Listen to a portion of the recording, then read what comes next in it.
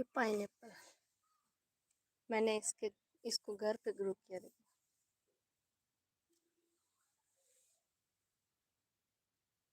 मैं बाजार से लेके आई थी, मैंने सोचा क्यों ना इसको ग्रो किया जाए। तो उसका क्राउन था ना,